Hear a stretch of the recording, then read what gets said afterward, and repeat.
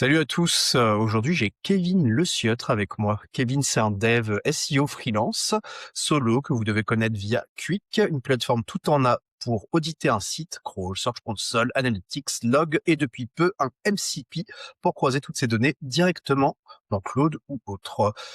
Également SEMrush que j'ai oublié. Aujourd'hui, Quick, ça tourne à 100 abonnés payants, un produit construit en solitaire dans la communauté SEO française, ce qui est rare. Moi, ce qui m'intéresse chez Kevin, c'est son rapport à la croissance, qu'il a les moyens de scaler, il a de l'audience, il a le produit, mais il a choisi délibérément de ne pas le faire. Il a aussi failli se cramer récemment à cause de l'IA et il a publié là-dessus d'ailleurs avec une honnêteté que j'ai trouvée assez rare. Aujourd'hui, on va décortiquer son modèle, parler de comment on construit un SaaS SEO seul, de ce que l'IA change vraiment dans le workflow quotidien et de pourquoi la philosophie l'a aidé à clarifier ses choix d'entrepreneur. Kevin, es-tu prêt? Yes, je suis ready. Super, merci beaucoup. Merci d'être là. Ma première question, donc toi, tu as construit un SaaS qui fonctionne, ce qui est quand même plutôt rare, hein. C'est pas donné à tout le Le monde. 1%. Qu'est-ce que tu dirais à des personnes là qui veulent créer, des petits outils avec, bah, non, en ce moment c'est Claude Code ou, et qui voudraient éventuellement le commercialiser, qui voudraient se lancer dans le SaaS parce que ça paraît facile là? Bah, déjà, c'est pas si facile que ça. Aujourd'hui, le plus dur, c'est, construire une audience et c'est, la notion de valeur perçue. Faut que tu fasses comprendre à l'utilisateur que, ton outil pourra pas le refaire en 5 minutes. Moi, j'ai certains de mes utilisateurs en fait, j'ai eu un cycle qui était assez drôle, c'est que j'ai eu des gens qui étaient utilisateurs, qui ont tenté de le refaire dans leur coin et qui sont revenus, qui m'ont dit: «Bah, en fait, en fait, en gros, le 80 tu sais, faire le MVP et cetera, avoir 80 du rendu, ça va, mais les 20 restants, le UX, c'est assez compliqué et voilà. Mais après, en soi, c'est un milieu qui est assez difficile quand même, et on peut vite se perdre, dans les retours des gens que les enfin, heu, mal investir son temps, en fait. Il y a je sais plus, j'avais vu ça où, mais c'était tellement vrai. C'est, être occupé toute la différen enfin, être occupé toute la journée, c'est totalement différent d'être productif et quand tu fais du SaaS, tu peux très souvent te retrouver à passer une journée blindée à faire plein de trucs, mais au final, ton SaaS, tu l'as pas fait avancer, donc c'est quand même assez difficile de garder les prios et d'être, productif. OK. Toi donc la limite, enfin pas la limite, mais la plus grande difficulté, donc c'est l'UX et l'UI?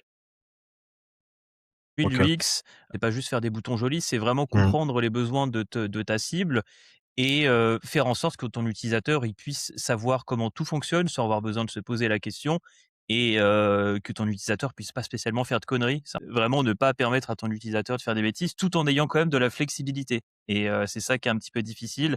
Faut avoir le ratio flexibilité, mais quand même guider l'utilisateur et ça, c'est très dur à avoir en SEO. Tu auras jamais 100.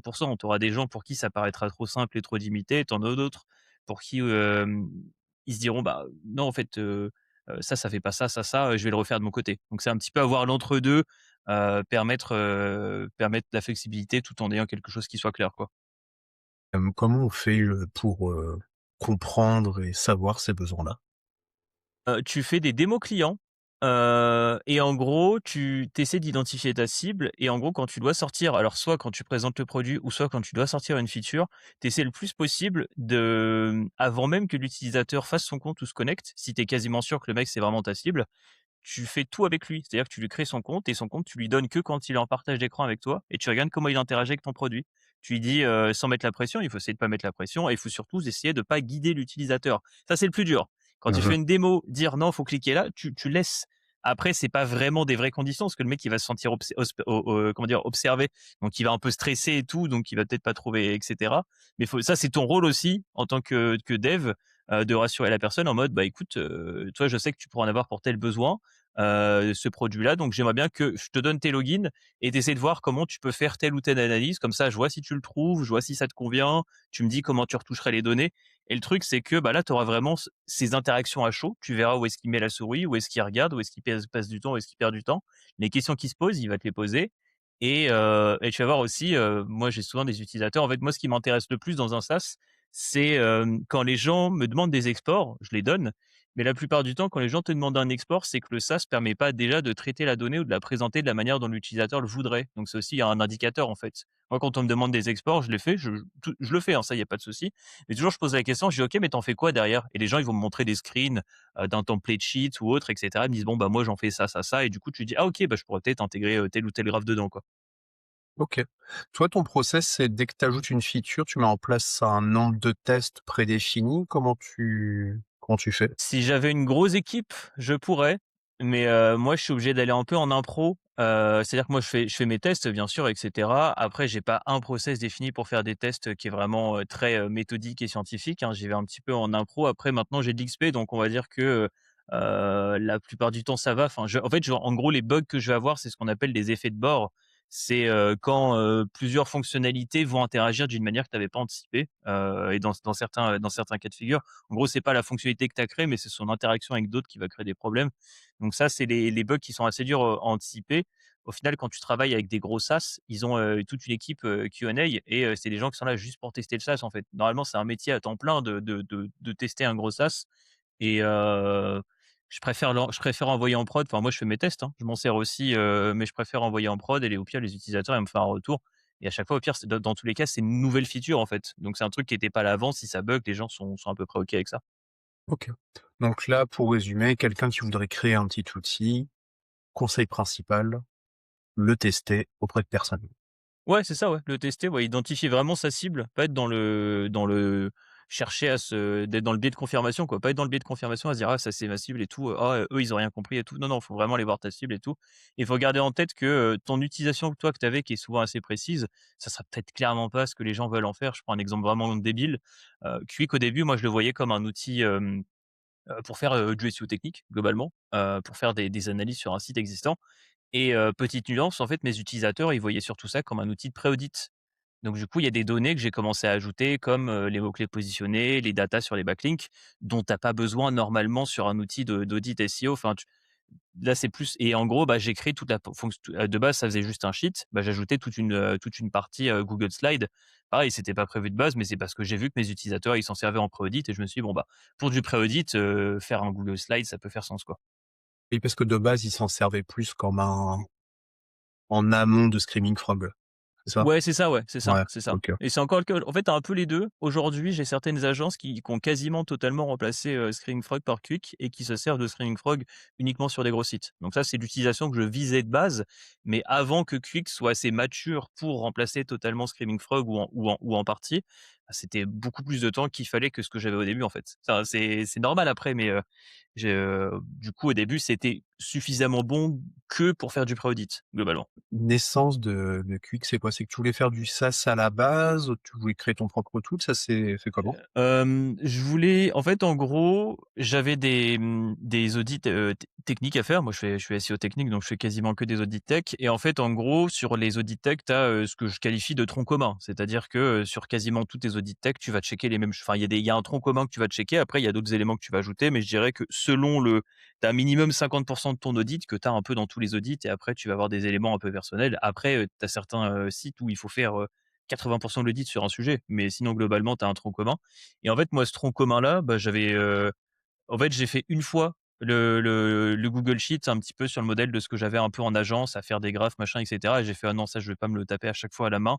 Donc j'ai commencé un petit peu à automatiser ça et ça a commencé comme ça. En fait, au début, j'ai juste automatisé des process entre des exports, des trucs, des machins et après je me suis dit: «Bah, en fait, peut-être que ça peut intéresser du monde». J'ai montré à 2-3 personnes et les 2-3 personnes m'ont dit: «Bah, écoute, moi, ça me ferait gagner vraiment du temps, si, tu le mets à disposition, je suis prêt à payer pour». Et du coup, bah, j'ai fait Quick derrière, sur base de ça. Donc Qwik, ça fait quoi, aujourd'hui exactement? Dans du crawl? Tu as aussi, bah, tu as même intégré la Search Console, parce que tu avais un précédent outil de Search Console, je crois que tu as scindé dans Qwik, si je dis pas de bêtises? C'est ça, en fait, en gros, avant j'ai toujours Super GSC qui est, une extension, mais on va dire que le succès commercial de Super GSC a été assez, mitigé et je me suis dit que parce qu'en fait, en soi, les gens ont du mal à mettre la main à la CB sur cet outil-là. Je sais pas pourquoi, pourtant j'ai mis une période d'essai et cetera.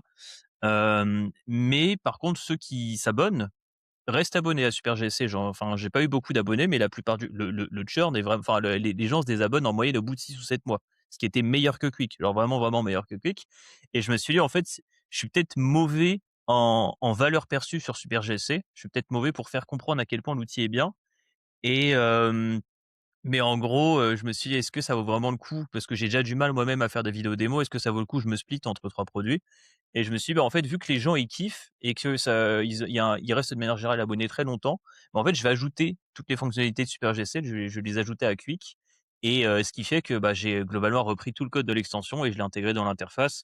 Ce qui m'a permis aussi de faire une interface qui est plus rapide, qui me permet de faire des rapprochements avec les crawls et cetera, que je trouve quand même assez sympa. Ça me permet de faire des choses que j'avais en tête beaucoup plus facilement et au final, bah, le un des effets positifs, on en avait parlé la dernière fois, mais un des gros effets positifs, c'est que ça a diminué globalement par 3 le churn. C'est-à-dire que mon pipe, d'inscription entrante, c'est globalement le même, il a quasiment pas bougé. Par contre, mon pipe de désinscription, il s'est, divisé par 3. Genre les gens restent vraiment beaucoup plus longtemps depuis que j'ai implémenté ça en octobre. OK. Tu combien d'abonnés sur, Quick, Je aujourd'hui? suis toujours à 100. Cent. On était à 100 la dernière fois. Je suis toujours à 100 là parce que, bah, je publie pas en fait. Donc on reste à peu près stable. OK, OK. Et toi là, tu gardes des clients en accompagnement SEO en parallèle de Quick ou, tu focuses C'est bah, enfin ça, d'ailleurs on a Yasamrank aussi, est-ce que tu et focuses sur tes SaaS, ça? c'est ça, c'est ça. Bah, c'est Branch qui tourne un peu en auto. Là, je taffe un peu en fond, mais c'est vrai que c'est Branch qui est, par essence, en fait, dans les fonctionnalités du tool, c'est quand même quelque chose qui est beaucoup moins poussé et j'ai pas envie de le transformer en usine à gaz. À une époque, j'avais commencé à ajouter des parties, Search Console et cetera. Je me suis dit: «Non, non, ça fait un peu usine à gaz, je vais rester vraiment focus sur le produit». Et pas essayer d'aller trop dans tous les sens parce que je commençais à faire du suivi de position et tout, enfin je me perdais et ça parfois, il faut couper le truc, au final, si, moins de 10 des gens se servent de tes fonctionnalités Alex, bah, retire-les parce que c'est de l'entretien et tant pis quoi. Tu vas perdre 10 de tes utilisateurs mais tu as un produit qui tient mieux, qui est plus résilient et mais en vrai, mon gros focus aujourd'hui, il est sur Quick. Genre vraiment, c'est, enfin, en termes de SaaS, 90 de mon temps passé à dev du SaaS, c'est Quick. Il y a, 4,5, ah non, enfin Quick plus l'extension quoi, globalement, et après il y a un peu du temps qui est passé sur, SEMrush et Super GSC. Non, c'est de l'entretien. Je crois que j'ai dû, modifier un truc en 1 an quoi. Genre, c'est vraiment juste de l'entretien sur Super GSC. Quand tu veux rajouter des features sur Quick, tu vois, tu te fais un tableau, tu attends qu'un certain nombre de personnes te l'aient demandé, J'ai voulu refaire, j'ai voulu faire refaire à une époque, comment ça s'appelle? Jira, pour faire un peu du suivi, enfin un Jira un peu avancé. J'avais vu un SaaS qui faisait un truc un peu comme ça où les gens pouvaient suggérer des features et faire un système de vote et cetera. Au final, c'est resté un projet, en sandbox. J'en ai jamais parlé à personne. Enfin moi je m'en sers au final ce projet-là, je m'en sers avec des clients pour faire du suivi de projet. Mais au final, c'est resté en sandbox parce que, bah, c'était un projet de plus à maintenir. C'était un truc sur lequel les gens allaient me faire remonter des bugs et j'ai tendance à limiter, on va dire, le nombre de projets que j'ai qui sont, en prod. Donc en soi, là, j'attends en fait, c'est juste, je prends les retours, en fait. Moi, j'ai un vieux Google Sheets, dans lequel je prends les retours et si la fonctionnalité me semble vraiment importante, je me la mets directement dans le projet. J'ai un petit, todo.md dans le projet. Je le mets directement dedans. Si la fonctionnalité me semble moins importante, je vais mettre ça dans le Google Sheet en mode, pour plus tard et je vais raconter ce que je le fais. Globalement, c'est aussi proportionnel au nombre d'utilisateurs qui me le demandent. Si j'ai 3 utilisateurs qui me demandent le même truc, je vais le faire plus vite et c'est tout, quoi. tu dit, vieux Google Sheet parce Ouais. que on en avait parlé la dernière fois où tu disais que, enfin, tu avais créé même des dashboards et cetera, plein de choses, Mmh mh. complexes et cetera, alors qu'au final, revenir au basique Ouais. n'est pas si mal que ça. C'est ça, c'est ça. Ah ouais, non, moi, au final, c'est vrai que j'en suis revenu. Avant, je me faisais vraiment des dashs, genre, j'avais sur mon propre PC, dès que je lançais parce que je suis sous Linux et en gros, dès que je lançais ma session Linux, je me retrouvais à lancer, 4 nodes, bon, quasiment, en fond parce que ça machin et cetera et pareil, j'avais des process en ligne qui tournaient. Enfin, genre, en gros, j'avais une dizaine de sessions nodes, que ça soit en local ou en ligne et cetera. J'ai quasiment tout viré. J'ai vraiment quasiment tout viré parce que c'était des micro features, c'était très gadget. Et au final, ça paraît cool sur le moment, mais au final, c'est de l'entretien, c'est du stress. Quand tu vois les failles de sécurité qu'il y a au final, bah, c'est con, mais du coup, il faut que tous tes projets soient à jour et cetera. C'est une porte d'entrée en plus, j'ai eu la flemme à un moment. Donc j'ai commencé à tout couper. Je me suis rendu compte qu'en vrai, pour pas mal de ces choses-là, tu peux juste plugger Google Sheets et via les API, via, tout ce qui est MCP et cetera, tu peux gérer directement ton sheet, via un chat et globalement, ça fait la même chose, en fait. Enfin et en soi, tu peux envoyer un sheet à un client, il a pas besoin d'explication, il sait comment ça marche Google Sheets. Alors que si tu lui envoies, ton, outil de ticketing Oui, ou c'est un j'en sais rien, apprentissage en plus. Mmh. voilà, c'est un apprentissage en plus, tu dois lui faire un compte, tu dois gérer. Voilà, c'est des trucs en plus, quoi. Tu as, parlé de MCP, donc là, tu en as lancé un sur Quick récemment. Qu'est-ce qui fait concrètement? Pourquoi tu l'as lancé? Alors la raison principale pour laquelle j'ai lancé, c'est que les gens se servaient pas de l'API. Genre vraiment, c'était le j'avais fait une Ouais, API et je me OK. suis dit: «Mais c'est dommage que les gens s'en servent pas» et du coup, bah, j'ai fait en sorte que les gens se servent de l'API sans avoir l'impression de se servir de l'API. Donc il y avait cette notion-là. Mais on va dire que l'une des motivations principales, c'est que moi-même, aujourd'hui, quand je fais des audits SEO, en fait, je vais créer un projet en local sur mon PC. Ce projet-là en local, dedans, je vais aller récupérer le token Search Console pour avoir les data Search Console. Je vais lui donner des tokens, Drive pour pouvoir, faire des choses sur Google Sheet et cetera et en fait, à chaque fois, je vais redonner les tokens et niveau sécu, c'est pas fou de stocker tout ça. Enfin bref, c'était pas zinzin et refaire la même chose à chaque fois et puis je me suis dit: «Mais en fait, bah, je peux le faire directement avec Quick». C'est-à-dire que Quick, il y a déjà toute une gestion de tokens, Sheets, Search Console et cetera. L'API de Quick gère déjà ça, c'est ça qui est génial, hein. Pour ceux qui ont déjà essayé d'installer un MCP Search Console, toute la partie tuto où il faut aller dans Google Cloud, machin et cetera, c'est C'est chiant de chiant. devoir Ouais. c'est vraiment chiant et moi, ça me saoulait aussi de le faire à chaque fois donc en gros, bah, je me suis fait, après j'aurais pu me faire un dossier en fait, la solution, ça aurait pu être de me faire un dossier que je copie-colle à chaque fois, sauf qu'à chaque fois, tu vas un peu modifier ton dossier, tu vas ajouter une nouvelle feature, donc tu te dis: «Ah machin, ça j'ai ajouté, est-ce que je le garde? Est-ce que je le migre?» et du coup, c'est un peu chiant et en fait, si tu ne migres pas, tu te dis: «Ah mais il me manque telle fonctionnalité», enfin, tu as un peu une sorte de FOMO avec toi-même, enfin, je sais pas comment dire et du coup, bah, je me suis dit que le plus smart, c'était de plutôt que de refaire ça à chaque fois, de faire un MCP comme Debo me dit de le faire depuis des lustres et elle avait 100 raison sur ce move. Et Je voilà, c'était vraiment le but, c'est moi-même, en gros, pour dans mes, propres audits techniques, avoir quelque chose qui est déjà ready to go. J'ai juste à connecter la GSC, à lancer un crawl et je peux direct, tu fait, quoi. Là, le MCP, je l'ai installé, enfin, du coup, je l'ai mis hier, là, de Quick, là, sur ma machine, donc je t'en dirai des nouvelles. Il y a OK, ouais. un cas d'usage qui revient, assez souvent, par rapport à ce MCP. Est-ce que tu as des gens qui l'ont, est-ce que tu as le taux d'adoption de personnes qui l'ont Alors installé et cetera? taux d'adoption, pas trop, parce que en fait, j'ai pas vraiment beaucoup traqué ça. En gros, je pensais que ça serait une feature qui plairait et qui plairait bien, mais je pensais pas que ça plairait autant. Et du coup et en fait, pour moi, c'est une V1, en fait, de ce que je voulais faire. Genre vraiment, je me suis posé dessus. Hem Globalement, j'ai mis, 2 à 3 jours dessus, enfin, je dirais 3 jours avec tous les tests et cetera. Mais, pour aller au bout d'un projet comme ça et de le faire à fond, il me faudrait, fois 4 ou fois 5 en termes de temps, enfin, pour vraiment faire tout ce que j'avais en tête et du coup, bah, j'ai pas intégré de tracking du tout. J'ai vraiment, mis juste la base de ce que je pensais.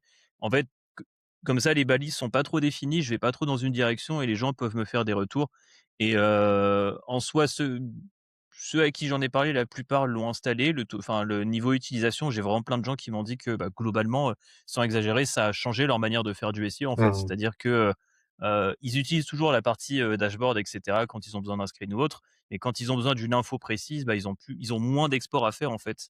Ils ont beaucoup moins d'exports à faire, de croisements, de formules G-Sheet et tout. Le but, c'est vraiment de se passer de tout ça, quoi. Mmh.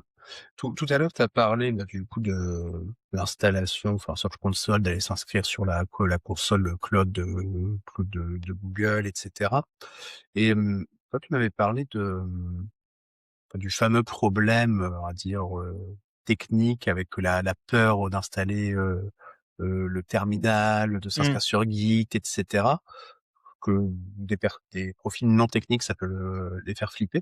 Tu une solution toi par rapport à ça, pour Bah, eux par exemple, peut-être? bah, exemple concret de développement dans lequel je dois aller, c'est la solution, c'est la version web, en fait, du MCP. Enfin, c'est pas le web MCP comme, Google l'entend, mais en fait, le MCP, tu peux le faire tourner totalement, en ligne et sans avoir besoin de l'installer en local et ça, si je le fais, bah, c'est encore mieux parce que les gens, ils auront même plus besoin d'avoir Claude Desktop, ils pourront l'utiliser dans le chat Claude, Claude.ai Mais ça, c'est un donc ça, de mon côté, c'est quelque chose que je dois faire et sinon en palliatif, on va dire, aujourd'hui, ce qu'il faudrait que je fasse, c'est, une vidéo, en fait. Une vidéo mais en fait, c'est ça le problème, c'est que du coup, je dois faire une vidéo, mais la vidéo, je dois faire, au moins pour les enfin, je dois faire 2 versions, une version Windows Mmh. et une version Ouais, Mac bah, sur Mac, ouais. et pour ces 2 démos-là, il faut que je désinstalle totalement, Python, Node et cetera pour être vraiment dans le même setup que tout le monde, à aller installer Python et Node et ça, c'est des trucs où parfois, bah, j'ai un peu la flemme et je me dis: «Est-ce que je prendrais pas juste une vidéo basique d'installation de MCP?» parce qu'au final, c'est la même chose, mais ouais, non, ça pour l'instant, j'ai laissé, j'ai refilé le problème à un des Kevin du futur qui aura certainement plus de courage que moi là-dessus. Et est-ce qu'après une solution, ça peut pas être, bah, si on sait pas quoi faire directement, enfin là, le cas d'usage souvent c'est avec Claude, directement demander à Claude, Ah oui, à totalement. Ah oui. Desktop de dire, bah, comment faire et puis il te donne la solution Bah, ou est-ce j'ai qu'il y a une le truc, c'est limite que à j'ai ça? encore un peu de mal à faire ça. Je sais qu'il y a beaucoup de gens qui ont tendance à, globalement dire, bah, va demander à Claude, mais ça, j'ai beaucoup de mal à faire ça. C'est difficile pour moi de dire alors qu'au final, c'est ce que moi-même quand j'installe un MCP, je suis là en mode, bah, tiens enfin, quand j'installe le MCP Quick, ça va plus vite pour moi de lui dire: «Tiens, c'est ma clé API Quick, installe le MCP», comme ça moi je fais autre chose, je vois bien, c'est installé, enfin je relance Claude et c'est installé, quoi. Parce que de lui-même, il sait où se trouve le fichier, donc Bah, il sait tout, ouais. Mmh. mais ouais, ouais, c'est sûr. Je et après tu es pas à l'abri que, bah, justement chez cet utilisateur-là, il y a pas les autorisations ou Claude il ait décidé de raconter n'importe quoi. On sait jamais, hein, mais Ouais, moi je fais que je demande la plupart du temps et puis ça ouais, ouais, ouais. ça roule. Bon après parfois il est un peu têtu on va dire, mais Parfois il a souvent un peu ça se la passe bien. flemme. L'IA dans ton on va dire dans ton quotidien de SEO, de dev, tu l'utilises comment toi concrètement? Qu'est-ce qu'elle a remplacé, pas remplacé? Ce qu'elle a pas remplacé, c'est la réflexion stratégique. Très peu, vraiment très, très peu. Parfois, je vais aller, peut-être challenger des idées en mode: «Bon, bah, j'ai fait ça, ça, ça, ça, ça. Tu vois quoi comme angle mort?» et ensuite on va éventuellement débattre, mais ça sera jamais, «Sors-moi une stratégie, en, 4 points et 12 checks». Parce qu'en gros, il y a un côté un peu dangereux à tout ça, qui s'appelle la dette cognitive et là, les gens ne se rendent pas compte, mais au final, le fait de plus s'exercer à avoir un petit peu cette pensée critique, cette pensée analytique, pour les clients qu'on accompagne, pour les problèmes qu'on a et cetera. Ne plus muscler son cerveau sur ces sujets-là, c'est dangereux sur le long terme. C'est vraiment très dangereux sur le long terme, ce qui fait que, enfin, tu deviens globalement débile, en fait. Enfin, je sais pas, j'exagère un peu, mais si tu t'exerces plus, tu rouilles et moi, j'ai pas envie du tout de ça. Donc en gros, moi, ce que je délègue à l'IA aujourd'hui, bah, c'est pour ça que j'ai fait le MCP, c'est tout le côté rapprochement de la data où là, bah, j'ai pas spécialement de valeur ajoutée. Enfin, faire un export Google Sheet et enfin un export Analytics et un export, Google Search Console, faire un croisement entre les 2, j'ai pas de valeur ajoutée là-dessus. Autant que ça soit déjà traité et ensuite sur base de ce qui est récupéré, moi, je vais faire mes premières analyses, je vais demander peut-être de l'affinement des tests et cetera et voilà, quoi. Cette dette cognitive, elle est née, enfin ce concept est né avec l'IA ou il existait déjà avant? Ah bah, ça a toujours existé, bah, c'est comme, bah, regarde, tu prends je sais pas, nos grands-parents, ils étaient capables de se repérer sur une carte. Facilement, tu vois? Aujourd'hui, c'est pour pas mal de gens, c'est compliqué de se repérer dans une carte, de se repérer même en ville, en fait. La notion de, se repérer de manière, géospatiale, enfin, je sais pas comment dire, ça peut être très compliqué pour pas mal de gens parce qu'ils s'exercent même plus. En fait, ils délèguent totalement cette idée-là, ils suivent juste le GPS bêtement, ils réfléchissent pas à où est-ce qu'ils se situent: «Ah là, j'ai tourné là, donc peut-être que je suis là». Et c'est des trucs qui se travaillent, hein. C'est pour ça que de manière générale, on tu les gamers, les gamers qui jouent à des FPS vont être meilleurs, pour se repérer, dans une ville parce que, bah, ils ont l'habitude d'évoluer dans un environnement 3D, de se repérer et cetera. Enfin bref. Mais, mais en gros, ouais, cette notion de dette cognitive là, bah, c'est comme, quand à l'époque pareil, nos grands-parents retenaient les numéros de tout le monde, Ou même la plaque d'immatriculation d'ailleurs, ça c'est important. C'est vraiment important parce que, bah, en fait, l'esprit critique, c'est ce qui fait que derrière, si, tu entends ça ou ça dans les médias, tu puisses te dire: «Bah non, ça c'est pas possible». Genre il y a une incohérence, tu vois? Et bah, si tu as plus ça, bah, derrière on te fait un peu, accepter n'importe quoi, en fait. donc l'IA ne remplace pas, enfin ne doit pas remplacer en tout cas la réflexion, stratégique et pour ça c'est très SEO, pour la rédaction, qu'est-ce que tu en penses? C'est drôle parce que j'ai eu le constat hier avec une rédactrice. En gros, moi, je fais zéro texte 100 avec IA. Je vraiment, j'ai des clients qui veulent le faire quand même, qui le font dans leur coin. Je suis là en mode: «Bon, bah, écoutez, faites vos trucs de votre côté». Pour moi, ça n'a pas de sens. Pour moi, un bon texte doit être rédigé éventuellement avec l'IA en copilote. Tu vas demander un plan, tu vas retoucher le plan, tu vas faire rédiger des paragraphes, tu vas amener ton point de vue, machin, et cetera. Tu c'est un match de ping-pong, mais c'est pas, «Rédige-moi 10 textes sur machin». Pour moi, il y a aucun intérêt de faire ça. L'énergie que tu as, que tu veux mettre à faire, 20 textes un peu, bidons, tu mieux de te dire: «OK, j'en fais qu'un seul, mais il sera bien avec de la recherche. On va aller chercher des éléments, on va illustrer le propos, Mmh. on va aller chercher une citation, et cetera». En fait, l'IA pour moi doit servir en mode, moi ce que j'aime bien faire par exemple, là en ce moment je me fais moi-même des écrits, en perso sur du Obsidian pour, bah, développer des idées en fait. Je fais des sortes de cartes mentales, et cetera, et moi j'aime beaucoup, dire, à un Claude ou quoi que ce soit: «Bah écoute, va me chercher, une étude ou quoi que ce soit qui illustre tel point». Et bah, après souvent je lui dis: «Va aussi chercher l'inverse», parce qu'il faut faire attention de ne pas tomber dans le biais de dans le biais de confirmation. Mais, et comme ça après tu pèses, encore une fois, comme ça tu as les 2 éléments, tu pèses le pour et le contre, esprit critique, pas de dette cognitive, tout ça. Mais en gros, moi, je vais m'en servir, voilà, en mode, illustre-moi ça, aide-moi à reformuler ça, cette phrase-là, elle est trop longue, est-ce que l'angle est pas un peu hasardeux, et cetera.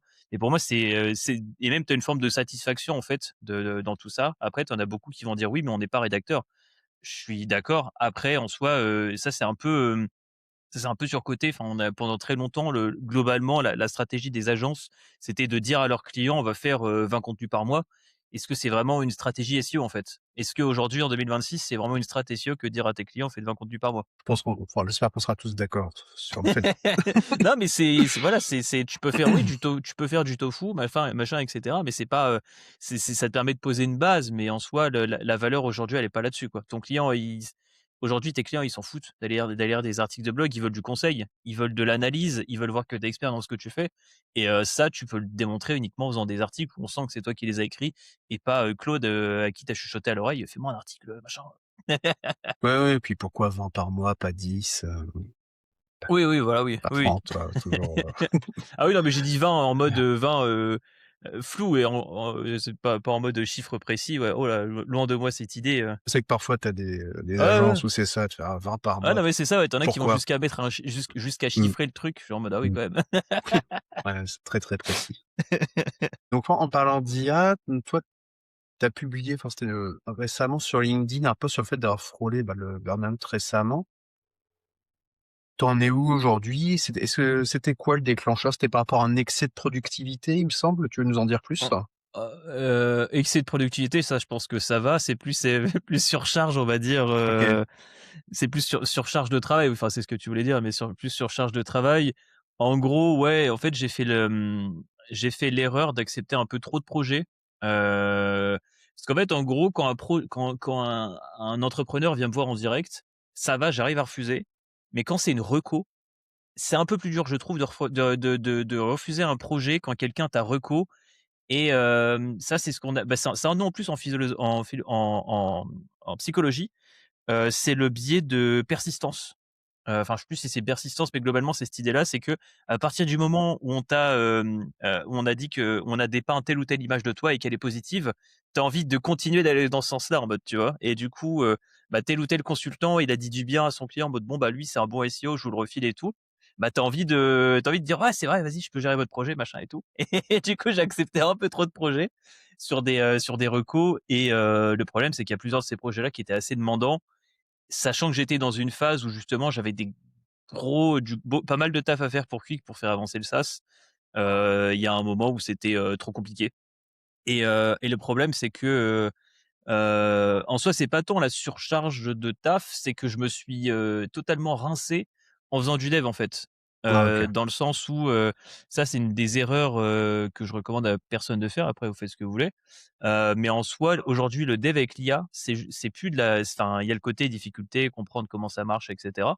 Mais aujourd'hui, c'est juste de l'endurance, et c'est une endurance très subtile où tu te rends même pas compte que c'est une course à l'endurance. Tu te rends pas compte de ça, et en fait, tu vas être là, tu vas voir, 4 ou 5 sessions code en parallèle Claude Code en parallèle, tu vas envoyer 4 ou 5 prompts et pendant que tes 3 premiers prompts, ils tournent, tu fais les suivants et tu as même plus de temps mort, en fait. À chaque fois que tu as une conversation qui se finit, Tu machin et reviens. cetera Mmh. et tu relances, tu relances, tu relances et ça, si tu le fais pendant 12 heures, tu es cramé à la fin de la journée et si cette journée-là, tu la répètes pendant un mois, tu es rincé, tu es vraiment totalement rincé et en fait, le truc, c'est que à la limite, ça va, tu vois, si j'avais que mes projets perso, sauf que, bah, quand tu t'es cramé sur un mois et que, tu étais tellement pris dans tes projets perso que tu as repoussé jusqu'au tu as procrastiné, enfin tes trucs pour tes clients, tu les as procrastinés au-delà de la limite, du raisonnable, que tu as plus d'excuses pour repousser, enfin tu sais plus quoi leur sortir à tes clients pour repousser le truc.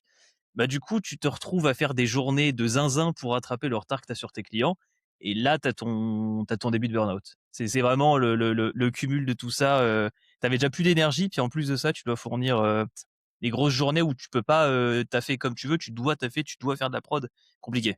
Puis j'imagine en plus que tu as même, parfois une culpabilité aussi qui peut se rajouter dans le Ouais, cas bah, c'est où en ça, ouais. plus on t'a recommandé et C'est ça, ouais, c'est ça, tu as la culpabilité et tu ce côté où si jamais tu taffes pas sur moi, il y a des moments où voilà, où tu taffes pas sur Quick, enfin moi je taffe c'était sur Quick, tu taffes pas suffisamment, tu dis: «Ouais, vas-y, c'est facile et tout», tu dis: «Oh bah, c'est juste un prompt de plus». Qu'est-ce que c'est? Tu vois? C'est juste un prompt de plus, tu peux toujours un petit peu plus améliorer, tu peux toujours refaire ta LP, refaire ci, refaire ça.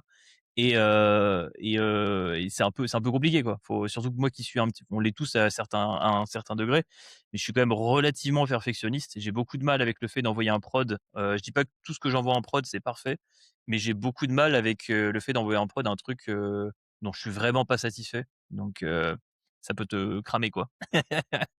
d'ailleurs en parlant de satisfaction, la dernière fois tu m'avais parlé d'adaptation hédonique, je crois.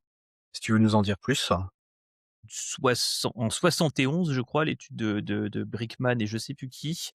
Mais en fait, en gros, ce qu'ils ont découvert, c'est que, un mec qui perd l'usage de ses jambes et un gagnant du loto, donc du coup les 2 vont partir dans des différents di dans des directions différentes en termes de bonheur. Les 2 au bout d'un an, vont revenir à des niveaux de bonheur qui sont similaires l'un à l'autre. Alors que tu en D'accord. as un qui a perdu ses jambes, donc il est parti dans le négatif et l'autre qui a gagné au loto, donc il a vraiment gagné, plein de thunes. Mais en soi, en fait, c'est le bonheur intense et le malheur intense, globalement, sur le long terme, ça a tendance à s'amenuiser et ton cerveau, en fait, il est, j'ai plus le nom de c'est un nom, polonais ou je sais pas quoi, donc ça sera assez dur à prononcer, mais tu as une nana dont c'est un peu le travail de sa vie. Elle a écrit, plusieurs bouquins sur le bonheur et en gros, dans les grosses lignes de ce qu'elle dit, c'est qu'on est, programmé pour revenir à 7 sur 10 de bonheur. En fait, ton cerveau, il OK. est programmé quelle que soit ta situation, tu peux avoir, tout perdu, machin et cetera. Tu as des cas de figure un peu spécifiques. Oui, Tu as oui, bien des sûr, des des des, pathologies ou un enchaînement de conneries où vraiment la vie t'a pas lâché la grappe pendant des lustres. Mais on va dire que le commun des mortels est programmé pour revenir à 7 sur 10, événements positifs ou négatifs, globalement.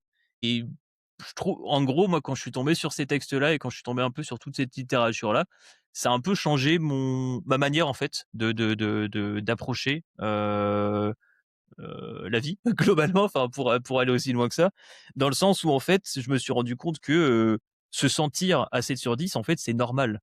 Genre tu y reviendras toujours donc en fait, genre, cette sensation de: «Ouais, mais ça pourrait être un peu mieux», en fait, faut se sortir de ça, faut accepter le fait que ça sera toujours imparfait et ça paraît logique, hein, dit comme ça, je suis d'accord, mais faut se le dire, faut ouais, puis l'accepter. l'accepter, Voilà, faut l'accepter en fait, faut se le dire, faut l'accepter, faut pas savoir que c'est normal, faut l'accepter et ça c'est le travail d'une vie, hein. Savoir que, globalement tu vas toujours revenir à 7 sur 10 et qu'il faut l'accepter, c'est littéralement le taf d'une vie.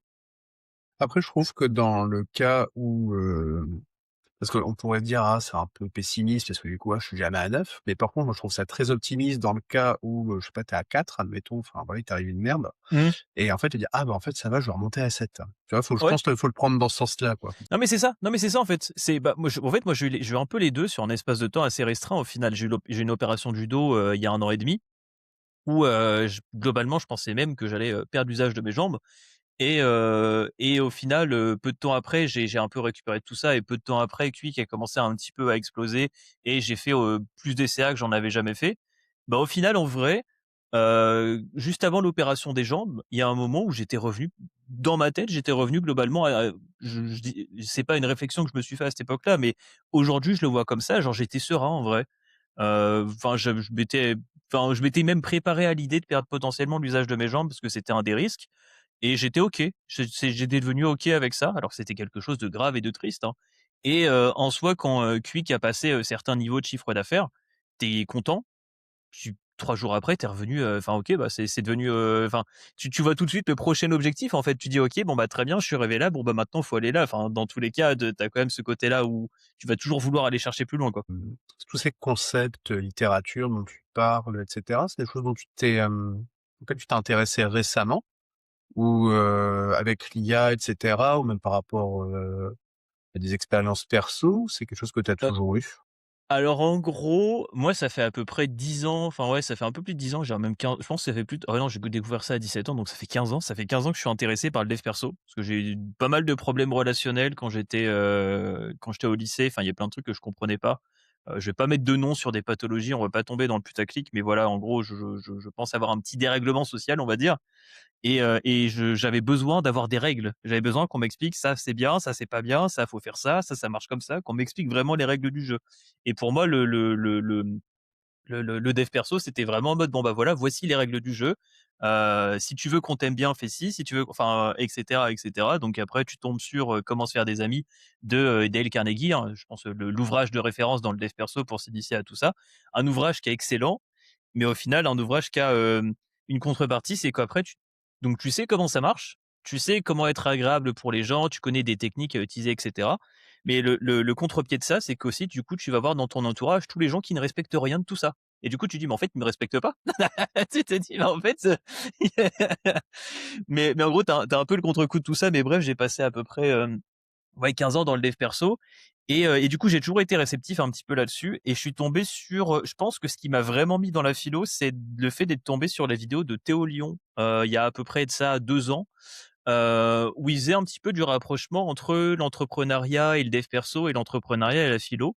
Et il y a certaines vidéos qu'il a fait sur, notamment Kant et Nietzsche, de souvenirs. Kant, Nietzsche et Spinoza, c'est 3 auteurs que Théo Lion, cite, de manière, qui va que ouais, que Théo Lion cite parfois dans ses et je trouvais ça grave intéressant, en fait, le rapprochement qu'il allait faire sur certaines thèses, certains textes et de certains auteurs et je me suis dit: «Mais en fait, c'est grave cool» et à force de m'intéresser à la philo, j'ai découvert un truc qui est assez, intéressant, c'est qu'au final, en fait, le dev perso, c'est juste, du paraphrasage du bouddhisme, de la philo et de la religion. Globalement, le dev perso, c'est que des concepts qui ont été vus soit dans le bouddhisme, la religion ou la philo.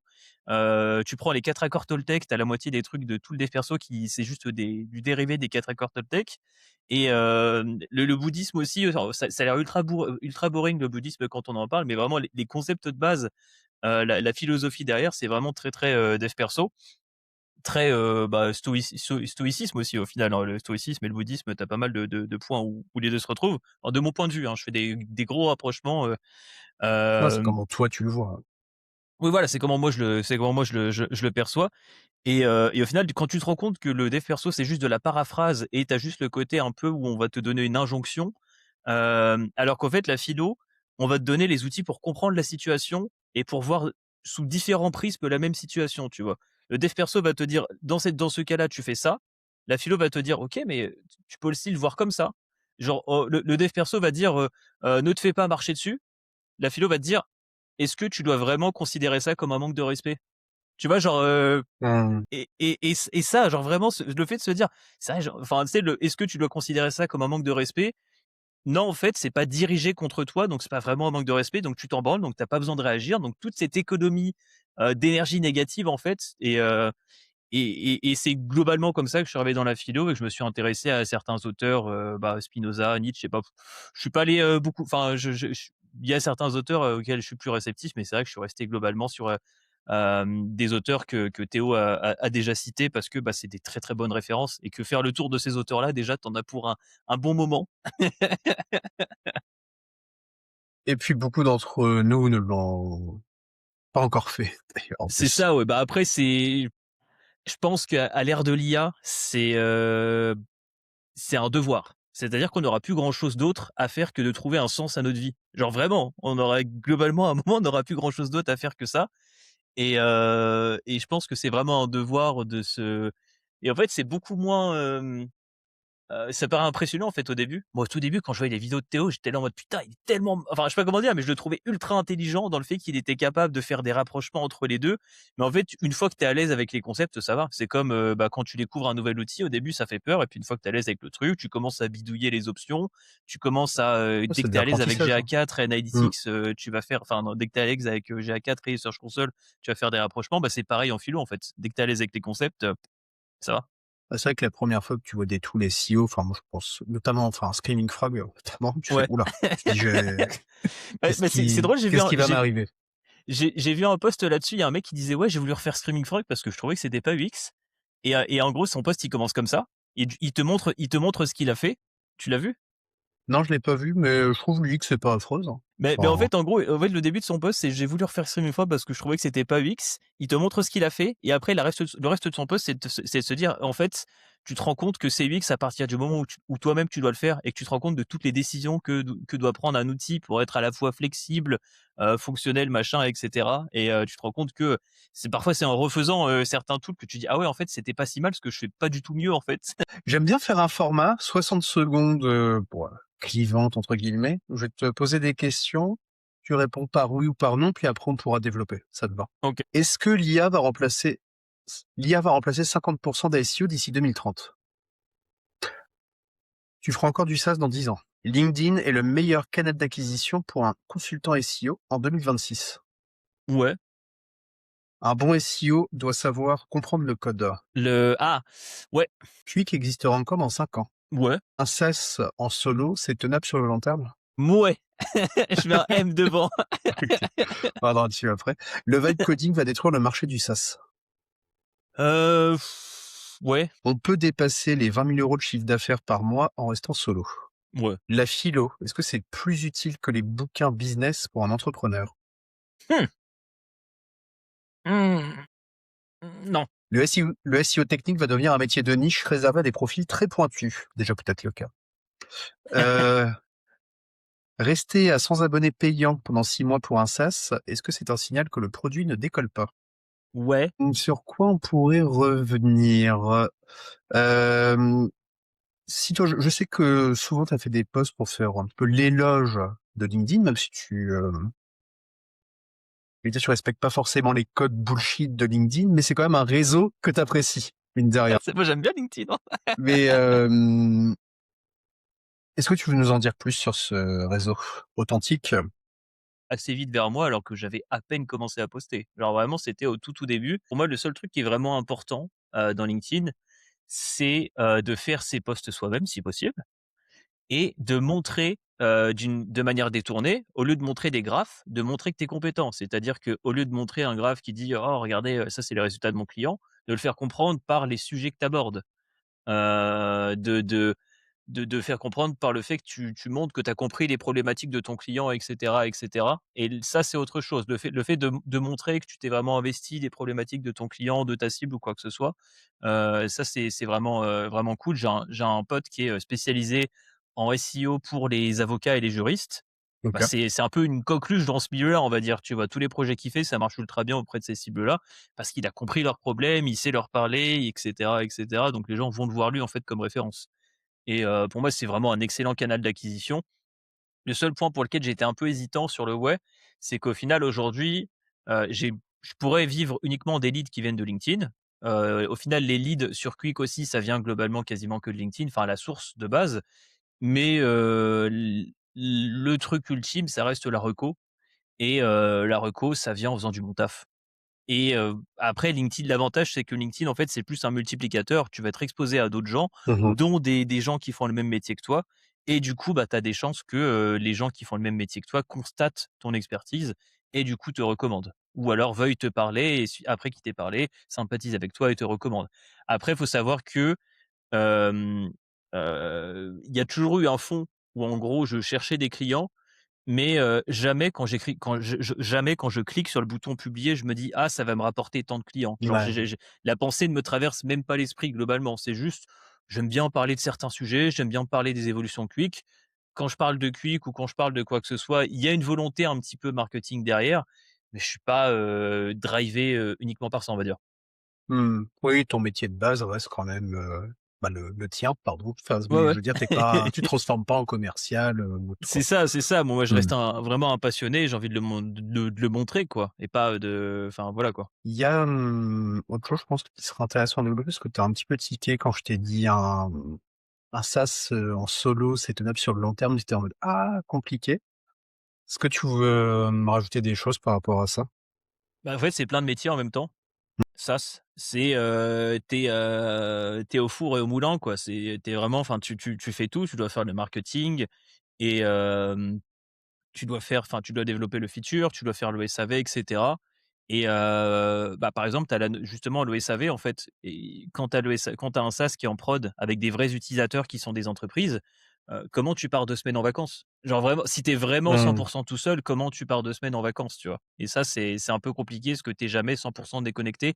Heu, Moi, ça m'arrive très souvent, je suis en train de taffer sur un client et bah, j'ai une demande du SaaS qui arrive. Ma prio, ça va être le SAV SaaS parce que enfin, c'est plus rapide, tu vois? Donc ma prio, ça va être d'aller débugger l'utilisateur, d'aller trouver ce qui se passe, de relancer, de comprendre, parce que moi, le souci, c'est que j'ai un SaaS qui est assez technique et du coup, bah, parfois les gens comprennent pas en fait, parce que parfois on peut pas crawler certains sites pour des raisons de sécurité Mmh. et parfois les gens vont me dire: «Est-ce que c'est des sécurités du site ou est-ce que j'ai pas choisi le bon profil?» Parce que, bah, parfois le site il va, ne pas accepter Googlebot, il va accepter d'autres Ouais. user agents, il va pas accepter certaines IP et là-dessus j'ai besoin de faire du SAV.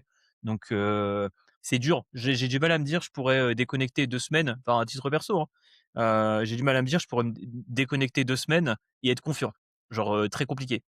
Et donc potentiellement, la solution, c'est quoi? C'est tu dis, «Je recrute quelqu'un», mais tu recrutes quelqu'un, ça peut enfin, tu vois, est-ce que tu de quoi, Alors entre guillemets, je «l'occuper» autant pense, de temps par semaine? C'est dans mon cas de figure, vu que je fais un peu de la formation et que, je fais un peu, j'ai certains power users et cetera. Je pense que pour moi, la solution la plus réaliste, ça serait de déléguer le SAV à un power user qui m'aime bien et qui aime bien le produit, globalement, ouais, tu vois? OK. C'est ce qui serait si je voulais vraiment me barrer 2 semaines, ça serait d'aller voir un user et lui dire: «Écoute, bah, là, j'ai vraiment besoin de déconnecter 2 semaines, est-ce que tu peux gérer juste un minimum vu que tu connais bien le produit, est-ce que tu peux juste gérer un minimum le SAV?» Et ça serait une solution un petit peu réaliste. Ça ou me rapprocher d'un pote, j'ai des potes dev, hein, je pourrais confier ça aussi, mais j au final, je trouve que le SAV serait mieux fait par un power user que via un autre dev qui connaît pas forcément le produit, qui a pas forcément les mêmes besoins et peut-être pas la même empathie en fait, envers les problèmes, de l'utilisateur. Et après si tu veux, ouais, peut-être aller plus loin sur cette question aussi où je t'avais posé, rester à 100 abonnés pendant 6 mois, c'est un signal que le produit ne décolle pas. Bah, alors là, désolé, je prends une petite pente dérobée là-dessus, mais si tu augmentes tes prix de 200 et que tu restes, toujours à 100 abonnés, bah, techniquement, tu as fait fois 2, tu vois? Mmh, Et tout à bah, fait. en fait, moi, c'est mon cas, en fait. Genre je stagne, mais peu à peu, j'ai augmenté les prix, donc au final, le MRR, il monte, en fait. Mmh mh. Donc je suis un peu dans ce cas-là, après je stagne parce que j'ai pas de grosses campagnes, marketing, mais en soi le chaque nouveau abonné qui rentre, parce qu'au final je reste en fait c'est pas je suis pas à 100, constant, je vais un peu perdre, je vais regagner, enfin ça va Mmh. osciller, on va faire, on va dire qu'on est dans une range, plus enfin, 110-90, tu vois? C'est vraiment on reste dans cette range là en ce moment, sauf que, bah, à chaque fois que j'ai un nouvel utilisateur, il remplace un utilisateur qui était sur des tarifs, plus bas. Tu as un plafond de verre, tu penses, en termes de nombre d'utilisateurs potentiels? Hem, c'est compliqué, compliqué, je pense oui quand même. Je pense que oui, c'est quand même assez compliqué. Après mettre un chiffre dessus, clairement, Oui, c'est là comme le 20 articles par mois, ouais. ouais, c'est ça, C'est ouais, c'est très compliqué de mettre un chiffre dessus. Je dirais que, là, en soi, dans ma manière actuelle de faire du marketing, en soi, j'ai peut-être déjà un petit peu, heu, tout touché tout le monde, en fait. Si jamais je suis pas plus agressif, en gros, il faudrait que je sois un petit peu plus agressif. Et il faudrait que j'aille chercher éventuellement l'étranger. Il faudrait peut-être que j'aille chercher l'anglais, l'italien, l'allemand et cetera. Peut-être que là heu, j'aurais à faire. Mais, et aussi, bah, il y a en fait, le truc, c'est que ma base client, au final, il y a pas mal d'agences qui ont certainement entendu parler de l'outil et qui ont dû se dire: «Oh bah, c'est encore un outil de merde en plus». Il faudrait que j'aille voir ces agences-là, en fait, que je leur fasse des démos en one to one. Mais ça, c'est une énergie que j'ai pas, en fait, à l'instant T. C'est une, en fait, je sais que mon produit est bon. j'ai la f entre guillemets, j'ai un peu la flemme d'aller me battre comme ça, genre je suis pas je suis un très mauvais forceur, j'ai du mal à forcer. Moi, tu me dis: «Non, c'est non», il y a pas de problème. Tu me dis: «Ça t'intéresse pas, ça ne t'intéresse pas», je m'en fous, je force jamais et d'autres diraient: «Bah, c'est pas du forcing, c'est du marketing», je suis d'accord. Tout comme, les campagnes mail, ça marche à partir du 7e mail et cetera, je suis d'accord. Mais Ouais, genre moi, dans ma je suis pas personnalité, je sûr n'y de arrive ça, pas. ouais. Moi, j'y arrive vraiment pas. C'est un marché que je connais pas, donc je vais sûrement dire une immense connerie. Est-ce que pour tu vois, un abonnement qui est à 40, 50, enfin même, allez, on va monter même jusqu'à 100 par mois, donc du coup, bah, tu as un churn potentiel. Est-ce que ça vaut le coup vraiment d'aller démarcher des agences vraiment Ah bah, c'est exactement ça en c'est vraiment frontal ça la pour ça? question de fond. C'est vraiment ça la C'est question de fond, c'est que tu te dis, en fait, tu regardes ton en fait, ce qu'il faut regarder, c'est ton LTV. Tu regardes ton LTV, tu te dis: «OK, moi, aujourd'hui, globalement», enfin là, mon LTV, justement, c'est ça qui monte petit à petit. Mon LTV aujourd'hui, globalement, sur Quick, il est à peu près à 160. Donc en gros, n'importe qui enfin, en dehors des gens qui ach je mets pas dans ce calcul-là les gens qui achètent le lifetime, enfin pas le lifetime, mais le truc à l'année. Si je mettais à l'année, je pense que je serais sur aux alentours de 200, tu vois? Je pense en LTV. bah, non, bah, tu Ça vaut le coup que j'aille perdre 1 heure. Si mon taux de conversion c'est 30, donner non, une non, tu heure, pas rentable, là. mon taux de conversion c'est 30, il faut que je fasse 3 heures pour en vendre un à 100, donc 300, enfin bref. En gros, tu as vraiment cet aspect où, j'en avais parlé avec Paul Grillet, il m'avait dit qu'en fait, bah, les ceux qui sont similaires à moi sur ce marché-là, c'est Uncrawl et Uncrawl, ils sont juste beaucoup plus chers, en fait. Ils peuvent se permettre de faire ça parce qu'ils sont plus chers. Quand j'étais en agence, il y Ils a, s'adressent pas au même ICP peut-être aussi. ouais, c'est ça. Oui, non, mais il y Ah, a ce mmh. côté-là. Mais en fait, je pourrais m'adresser, potentiellement aussi à cette cible-là. C'est une question de marketing, c'est une question Mmh. de il y a peut-être des limites sur certaines tailles de sites à crawler, mais pour d'autres sites où j'aurais pas cette je pourrais cibler des petits sites, globalement, des grosses marques, mais des petits sites et cetera, et mais bah, par exemple, quand j'étais en agence, Suncrawl, vendait des masterclass à 2K, pour 2 jours ou je sais plus, mais globalement, c'était dans ces prix-là. Tu te dis: «Ah ouais, ils ont un produit où ils ont tellement taffé le branding et un petit peu, je sais pas comment dire, ils ouais, c'est une notion de branding, en fait, qu'ils ont taffé, où ils peuvent se permettre de te vendre toi-même. Tu es utilisateur du service, ils te vendent une formation à Mmh. 2 000 pour l'utiliser. Je trouve ça incroyable. Genre vraiment, je trouve ça, Ouais, c'est très fort, ouais. très, très fort, en fait. Et c'est ça, en fait. Et en gros, pour que ça soit rentable d'aller faire un petit peu, du pushy, il faudrait soit que je monte le prix, du service, soit que je vende un autre service, j'y ai pensé. Un service où en fait, en gros, c'est plus cher, en fait. C'est, spécial, agence ou quoi que ce soit, spécial, client, élite ou autre. C'est un truc qui est plus cher, mais tu un peu plus que le SaaS. Tu une mini forme d'accompagnement, enfin, pas un vrai accompagnement, mais tu peux poser des questions ou prendre un call d'1 heure par mois ou j'en sais rien, tu vois? J'ai un peu du mal à mettre le doigt vraiment Ouais, un truc un peu sur cette hybride, offre-là. c'est ça, entre, C'est ça, ouais, c'est ça, un truc ouais, un peu hybride, ouais, ouais. ouais, ouais, OK. Et c'est quoi les, donc là, bah, il y a quelqu'un du coup qui te propose, c'est une recommandation et cetera, tu as l'URL du site. C'est quoi les premiers trucs que tu regardes sur le site?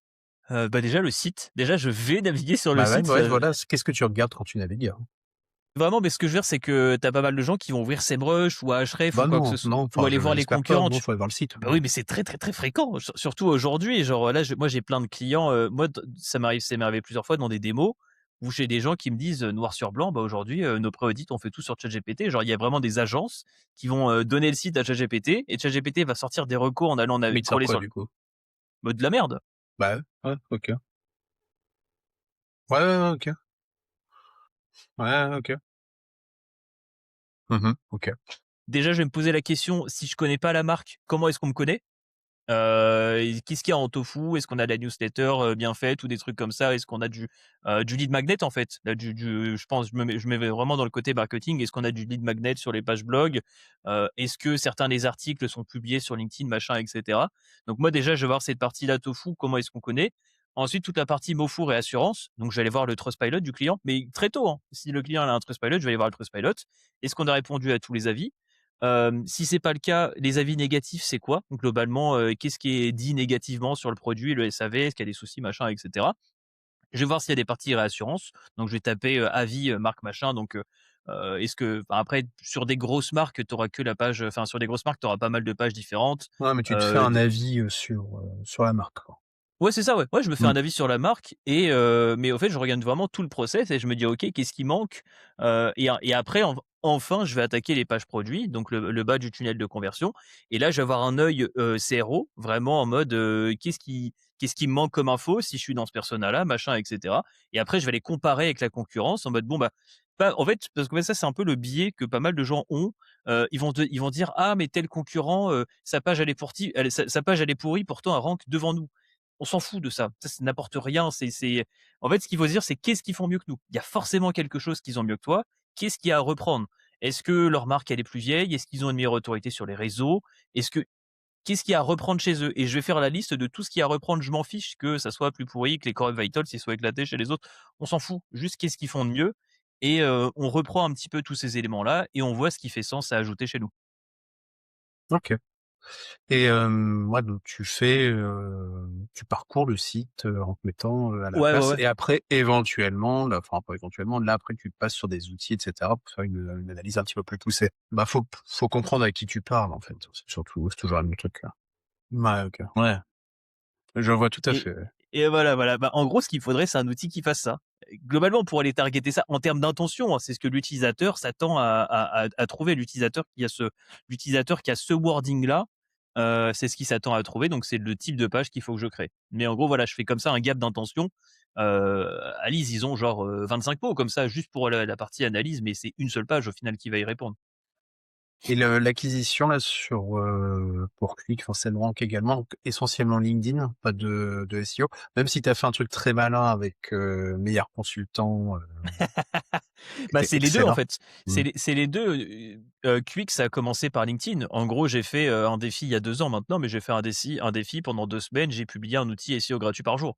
Mmh mh. À l'époque, le terme vibe code n'existait même pas. Pourtant, ça paraît pas si loin, mais le terme vibe code n'existait même pas Ouais, c'est fou. et en gros, bah, je faisais du copier-coller globalement, c'était du copier-coller avec GPT, je faisais du dev comme ça, hein, pour ces features-là. Elles ont été développées, de cette manière-là et pendant 2 semaines, j'ai fait ça. Il y a certains outils où ça a vraiment bien pris.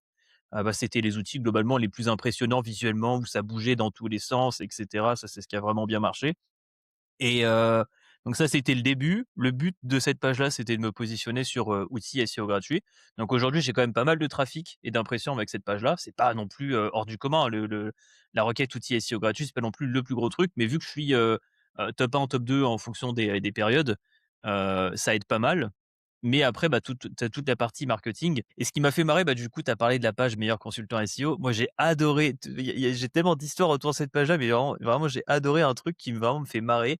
C'est que le milieu du SEO, on est les premiers à faire des top 10 où le seul but, c'est de mettre ton client en avant. Oui, C'est de faire un top 10 totalement tout biaisé. à Le fait, ouais. seul but, c'est ça et Oui. là, j'ai fait un classement et tu as tous les SEO qui disent: «Ouais, il est pas vraiment vrai ton classement, hein». Ouais, le fameux «ça dépend, mais pas pour moi-même», quoi. C'est, Ils posaient une question ouais, bah, oui. Ouais, il y a pas les autres n'existaient pas. Mmh. Ouais.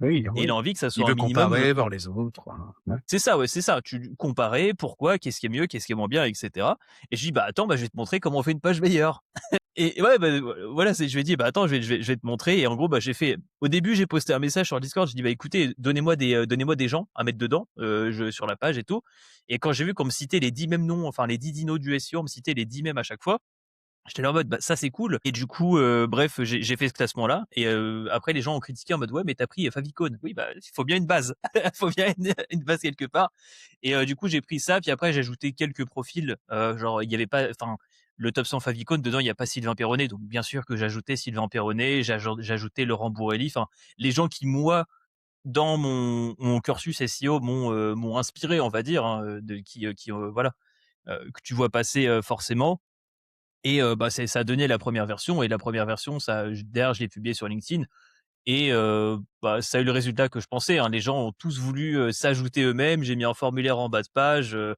j'ai dit des gens au MP, en gros, ils me mettent un formulaire le lundi, le mardi, je les ai toujours pas ajoutés. Ils me disent: «Ouais, pourquoi tu m'as pas Ah ouais, ajouté?» OK. Je mais tu vraiment des gens qui m'ont dit: «Ouais, s'il faut que je te file ma Search Console pour que tu vois que je suis bon et tout». Je suis en mode: «Mais» Ouais, OK, excellent. Ouais, ouais, ouais, OK. Donc, vous pourrez me dire qu'il est aussi mauvais que ce que vous voulez, ce classement-là. Moi, j'ai compris ce que la SERP attendait, en fait, sur ce classement-là. Alors, je suis premier, deuxième, ça dépend. Parfois, il y a la position zéro qui est pris par un autre site. Ça va dépendre aussi. Peut-être en Belgique, je suis pas forcément premier, peu importe. Mais, mais en gros, voilà, j'ai compris ce que la SERP voulait et globalement, j'ai compris comment ça marche parce que mon but, c'était Bah, au puis final mon outil. tu dû avoir Dis-moi? des signaux utilisateurs de fou aussi. Enfin, Ah, mais avec c'est le oui, mais nombre c'est de trop gens bien. qui a dû y aller, Ah oui, mais j'ai eu des signaux de fou et c'est pour ça que ça rankait vite, hein. 1er jour, on était déjà en bas de la première page et après je suis remonté et en fait, en gros, c'est ce que j'expliquais, en fait. C'est que, hem, en gros, mon outil s'adresse aux consultants SEO. Le meilleur moyen d'amener des consultants SEO sur ça, c'était de taper dans l'ego, en fait. En allez. gros, j'ai fait le classement, les gens se disaient: «Est-ce que je suis dedans?» Surtout que si c'était un top 10, Ah, c'est clair, hein. Ouais, tu envie, Ouais, c'est énorme, d'accord. OK. mais encore aujourd'hui et Et excellent cas d'école, alors, je mais trouve. très je trouve que c'est un très bon cas d'école. Je m'en sers, bah, du coup, parfois avec des clients ou parfois quand je parle avec des collègues SEO. Excellent, comment tu t'es formé au SEO? Autodidacte? Tu étais en agence? Alors j'ai commencé en autodidacte sur le site de potes et en fait, le truc, c'est que moi, globalement, dès le début, ça a cliqué. Genre moi, ça m'a paru logique, en fait. Enfin globalement, en fait, je me suis assez vite mis, du point de vue de Google en me disant: «OK, si j'étais un moteur de recherche, comment j'estimerais que tel ou tel truc est pertinent, machin et cetera?» Toute la partie web perf, c'est pour ça que toute la partie web perf, moi, j'ai toujours été assez détaché du score PageSpeed. Quand je m'étais auto-formé, ch le SEO, c'était pas du tout mon activité principale. Mon activité principale, c'était de la vente de sites, enfin de la création de sites internet pour des entreprises et le fait de faire un passage en agence, j'ai compris comment on vend du SEO, en fait. Elle est où la valeur perçue? Et c'était il y avait un avant et un après. En fait, j'ai compris vraiment, comment ils font comprendre aux clients. Et en fait, tous les trucs que moi, avant, je trouvais bullshit, en mode, bon, enfin, pour moi, ça pouvait pas faire l'objet ça pouvait pas un livrable ne pouvait pas parler, entre guillemets, «que» des titles, des H1 et cetera. Et quand j'ai vu qu'en agence, une bonne partie de l'audit, enfin, le 60 du tronc commun de l'audit technique, c'était ça, des trucs où moi, je me disais: «Mais ça, c'est peanuts». J'étais là en mode: «Ah oui, d'accord, en fait, j'avais mis le SEO un peu trop haut sur un piédestal. J'avais jamais osé en vendre, mais au final, j'avais un niveau qui était décent, en fait». OK. Et donc, là, tu es à ton compte depuis combien de temps? Depuis, 2023, juillet 2023. OK, ça marche. Et dès 2023, tu as commencé à rédiger sur, LinkedIn? Heu, Fin 2022, au tout OK, début de ChatGPT. Vraiment tout début de ChatGPT et des modèles, d'images là, DALL-E et cetera. OK. Donc sur LinkedIn, ouais, donc tu as réussi à te créer une vraie audience quand même, une bonne audience et puis avec des gens qui réagissent et cetera. Là, tout à l'heure, tu parlais, bah, que tu avais quand même un nombre de leads assez, conséquent. Donc, bon, a priori, les recos, tu ne les refuses pas ou très peu. Mais par contre, ceux que les leads que tu peux éventuellement, enfin refuser parce que, bah, par manque de temps et cetera, tu en fais quoi après? Tu refuses? OK. Si jamais il signait un client à 800 par mois, il pouvait lui donner 3, 4, 5 jours. En gros, il y en avait un des 2 qui me disait: «Bah, moi je taffe sur le site jusqu'à ce qu'il soit fixé» et genre, enfin du coup il pouvait vendre, ouais, pour 800 il pouvait être à, 4, 5, 6 jours par mois, tu vois? Enfin Mmh. excessif, tu vois? Et en gros, bah, maintenant je leur dis, enfin eux, je leur demande comment ils sont niveau pipe et je leur présente le client et si jamais ils ont de la dispo et qu'ils ont envie, je leur file et sinon, bah, juste je laisse le client. Je revends pas les leads parce que, Ouais, c'est ce que j'allais te demander, tu as déjà eu, non, ça m'intéresse pas parce que, enfin, ça va pas changer ma life de faire une facture à 200 balles, quoi. Enfin, genre, limite la paperasse me fait plus chier qu'autre chose sur cette facture à 200 balles, quoi. OK. Non, je sais pas, tu pourrais éventuellement faire de l'apport d'affaires même sur du forfait mensuel après, si c'est dans cette mmh. Ah oui, ouais, je vois. Ouais, ouais. J'ai vraiment pas envie de Ouais, rentrer ouais, dans ouais. ça. Et tu comptes rester, solo ou tu envisages d'embaucher, c'est quoi ton modèle? Je compte rester, solo. OK. Pour une raison particulière? En agence, tu vas multiplier tes problèmes sans spécialement multiplier tes revenus. Tu vas multiplier ta pression pareil, sans spécialement multiplier tes revenus. Et un profil comme le mien qui est assez empathique et qui aime vraiment le travail bien fait et qui a du mal avec le fait de délivrer des conneries à des clients, je pense que ça fitterait pas. Je pense que je me mettrais une pression monstre pour gagner la même somme globalement.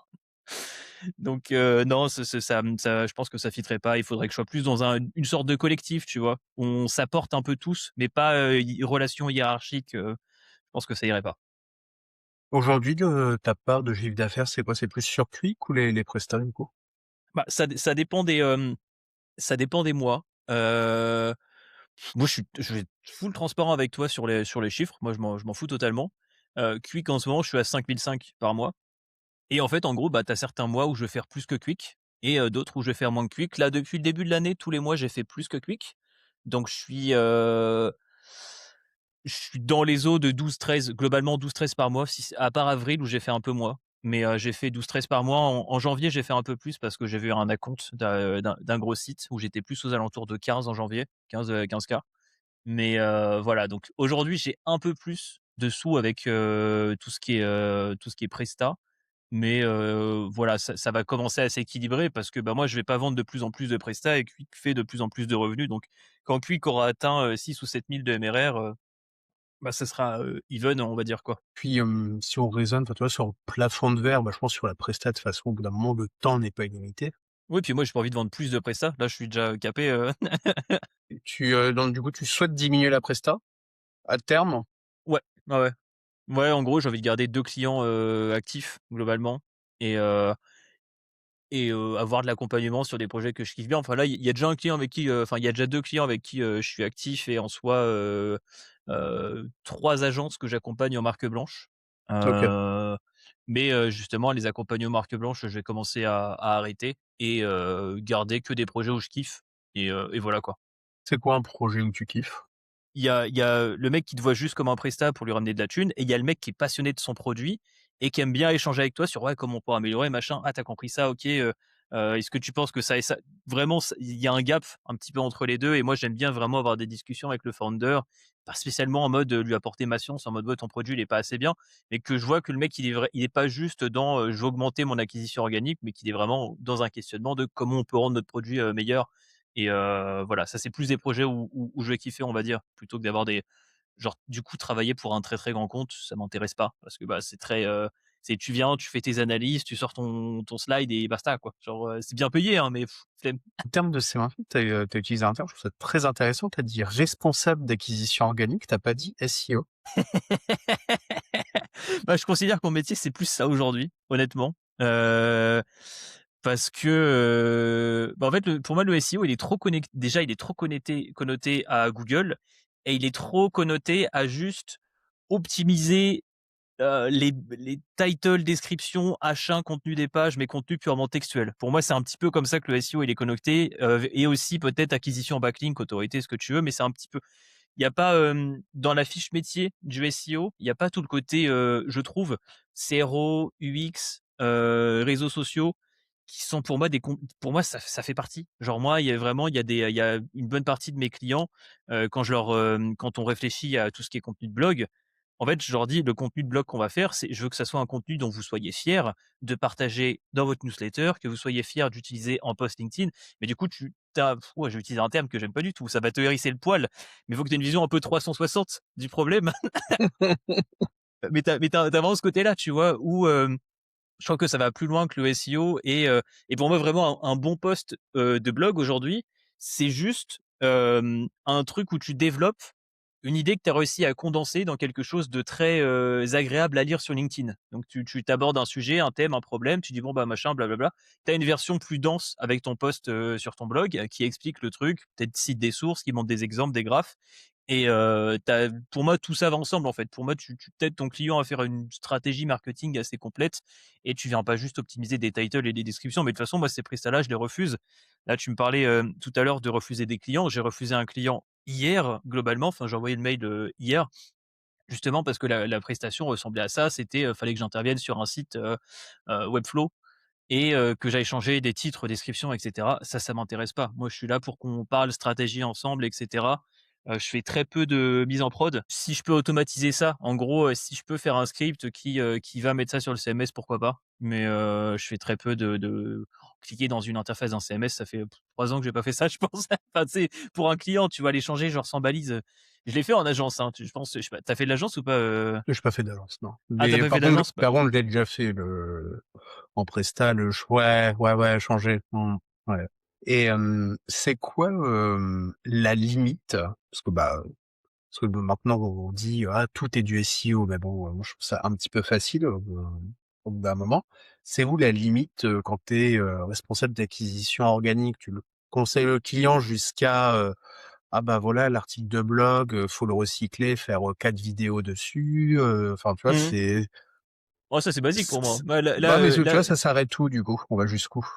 je sais pas, pour en fait, en gros, tu vois, il y a vraiment la responsable acquisition organique, donc moi, je vais très loin. Je dis pas que tout le monde doit faire comme moi. Ouais, Je te dis juste moi jusqu'où ça va. Moi, il y a un de mes clients où, son thème Shopify, il est pourri. Enfin, globalement, avec tout mon respect, hein, pour, enfin, il se reconnaîtra, enfin, s'il voit ça. Mais son thème Shopify, vraiment, il est très bloquant, on va dire, plutôt. Il est très bloquant sous pas mal d'aspects. Il y avait pas de réassurance. Sur les pages catégories, tu avais pas d'avis, tu avais pas de filtre, tu avais, des problématiques sur les pages produits et cetera. Bah, j'ai mis les mains dans le code et je vais corriger ça et c'est encore en cours, mais c'est des choses que je fais, je corrige littéralement le code, donc là, moi, ça peut aller vraiment très loin, tu vois? Donc là, jusqu'à, corriger du dev de chef Sho de thème Shopify, sachant que de base, eux, ils avaient un dev. Mais c'est juste que, bah, en regardant moi-même le code, j'ai fait: «Non, il vous a fait n'importe quoi, en fait. Votre dev, il vous a foutu des rustines partout, ça peut pas tenir». Genre, pour juste te donner un exemple, vu que eux, ils avaient besoin de certaines personnalisations, sur des pages produits, genre changer juste la couleur sur certains produits, changer une couleur d'accent et cetera. Bah, globalement, le dev, il leur a fait, pour chaque produit, il leur a fait un template de page produit différent. C'est-à-dire qu'il y a 100 templates de pages produits. Et du coup, bah, si tu veux changer un truc at scale, tu dois modifier les 100 templates, c'est impossible. ouais l'enfer. OK. Donc du coup, bah, moi, je leur ai fait un template qui reprend toutes leurs spécificités. C'est une page produit et c'est des champs optionnels, mais et ça m'a pris, un peu de temps. Tu Et m'étonnes. voilà, tu vois, j'ai fait ça parce que le but, ça va rien apporter en SEO, mais le but, c'est que faire ça derrière, faire des actions SEO, ça soit plus facile. En gros, maintenir le site d'un point de vue SEO, le faire évoluer d'un point de vue SEO, ça soit plus facile. Et pour moi, c'est ça aussi parfois tes missions en tant que SEO, c'est pas tant juste, changer des titles, mais rendre plus facile le site à administrer par la Mmh. suite. Que ça soit juste en termes de prise de décision, hein. Si tu leur donnes un accès à un dashboard ou quoi que ce soit, ils prennent des décisions plus vite, ils peuvent intervenir plus vite, mais parfois c'est aussi d'un point de vue technique. OK, ouais, donc avoir, on va dire, un scope le plus large possible, on va dire, en termes d'action. Mmh. Du coup, toi, après, dans ton forfait mensuel, moi, je sais que je fais ça, tu vois? Moi, en fait, moi, je propose il y a un panel, enfin, pas mal de Mmh. choses. Puis je dis, bah, en fait, il y a une liste non exhaustive. Et puis, en fait, en fonction de la feuille de route, et cetera, bah, en fait, il y a des choses qui vont être mises en place, ça. En fait, d'un mois à l'autre, c'est compliqué de dire: «Bah, là, tiens, en fait, on va changer sur, Shopify, on va faire, du blogging», et cetera. Comment, toi, tu l'organises? Tu fais aussi une liste, on va dire, non exhaustive ou, tu vois au moins le En mois? Tu fais gros, en comment? fait, moi quand je commence mon accompagnement SEO, je fais une sorte de mini audit au début. Je fais pas des gros audits comme certaines agences vont faire. Je fais vraiment un audit qui est assez, en 1 ou 2 jours en fait. Mmh. En fait, je le vends au même prix que mon accompagnement. Moi, mon accompagnement, c'est 800 € par jour et si je fais 2 jours d'audit, bah, ça va être vendu, 1 600, tu vois? Il y a pas de truc en plus, et c'est considéré comme le premier mois d'accompagnement et en fait, le but, c'est que ce premier audit, nous donne déjà des pistes pour taffer le mois suivant, mais des choses vraiment concrètes. C'est-à-dire que on va pas juste dire: «Il y a, 400 pages avec une title trop longue». Non, le but, Oui, c'est qu'est-ce d'avoir qu'on une en fait, hein? voilà, qu'est-ce qu'on en fait? D'avoir une direction claire et cetera, que de l'actionnable et il y a plein d'éléments qui sont entre guillemets «problématiques» d'un point de vue SEO, mais que je vais même pas remonter parce on va pas le corriger tout de suite, donc ça sert à rien de le remonter, ça sert à rien de polluer avec ce Mmh. bruit-là. Là, le but, c'est d'identifier vraiment toutes les actions qu'on veut faire et moi, quand je présente l'audit, je présente déjà qu'est-ce qu'on va en faire ou de qui ou est-ce qu'on va s'inspirer ou alors au moins j'ai de quoi échanger avec le client et en fait, en gros, ça on s'en rend compte, hein, mais en soi, quand tu travailles sur le site d'un client, tu trouves des choses. Pendant que tu fais tes corrections, pendant que tu fais des trucs, machin, tu trouves des éléments et en fait, moi, à la fin de chaque mois, avec mon client, ce que je fais, c'est que je lui dis: «Bon, bah, voilà, le mois prochain, je te propose qu'on fasse ça, ça, ça, ça, ça» et en fait, en gros, moi, j'estime le temps que vont prendre les tâches et comme je vends de la journée, Ouais, OK. bah, par exemple, si j'ai vendu 2 jours, bah, je peux faire, 5 tâches qui prennent 3 heures et une tâche qui prenne 1 heure, tu vois? Donc Et après, bah, moi, je prévois comme ça. Le client me dit: «Ah mais je» après le client il a son mot à dire et c'est là que je trouve que c'est intéressant. Il dit: «Ah non, je préférais que tu corriges ça, ça m'intéresse plus, ça c'est important et tout». Donc on réorganise un petit peu. Mais l'avantage de ça, c'est que, bah, tu te retrouves enfin, ça permet de poser des limites. Moi, je sais que quand on était en agence, tu avais certains clients qui avaient l'air d'avoir du mal, à ne pas comprendre. Enfin, tu sais, des clients un client qui paie 800, je pense qu'il peut se rendre compte, mais un client qui paie, par exemple, 2 000 par mois, c'est un forfait, standard, on va dire, en agence. Bah, il peut avoir l'impression qu'à 2 000 par mois, il va avoir un consultant H24 sur son site pendant un Ouais. mois. Tu as certains clients pour qui ça paraît logique. Ils ont pas cette notion-là et bah, moi, tu sais que pour 2 000, tu as 2 jours et demi. Bah, qu'est-ce qu'on fait en 2 jours et demi? Genre, vraiment et une fois que c'est fait, bah, c'est fait et c'est fini pour le mois. Genre, Et tu arrives à bien estimer ton temps sur des tâches? et dans tous les cas, bah, tu as tout le moi, si je vends 8 heures, je mets toujours 8 heures, sauf que tu as toujours du temps, on va dire, entre guillemets «bonus» que tu vas donner aux clients, que ça soit dans les échanges, que ça soit dans les calls, ça, ce temps-là, sauf sur certains accompagnements, mais la plupart du temps, je facture pas le temps. Enfin, je le compte pas comme du temps déduit, le temps des calls. C'est un peu du temps, que je donne, on va dire. Mais du coup, bah, ça, plus mes estimations qui sont parfois un petit peu approximatives, mais c'est impossible de savoir à l'avance exactement le temps que ça va prendre. Tu t'estimes. Globalement, on est bon. Je suis un peu perdant. Je pense que, voilà, je suis à 10-15, ça va dépendre des mois. Mais, globalement, on est à peu près OK, quoi. OK. C'est quoi ton plafond de verre que tu estimes là sur ton modèle actuel entre les SaaS plus, Presta? C'est, Tu parles de montant? ouais, de montant, même de temps? Est-ce que tu peux même te dire: «Bon, bah, comment lancer à la rigueur d'autres projets si jamais si c'est ce que tu souhaites?» C'est Bah, en vrai, là, je suis bien en l'état actuel. Juste là, faut que je me suis mis trop de trucs sur les bras. Je pense que je vise à peu près, aux alentours de 12 000 par mois, tu vois? Comme ça me permet de me payer, de payer la boîte et de mettre quand même de côté, de faire de la trésor sans, non plus, 12 000 € heu au total, c'est ça? ouais, ouais, 12 000 Ouais, de CA, ouais, ouais, hors taxe, quoi. Enfin, ouais, OK. et Bah, qu'il l'est quand tu te lances, mais oui, en SASU, vaut mieux arriver à ça, ouais. Mmh. Mmh. et bah, le reste, c'est du bonus. Mais en fait, le fait je trouve que moi, quand je suis passé de auto-entrepreneur à SASU, je me suis senti légitime à facturer plus cher.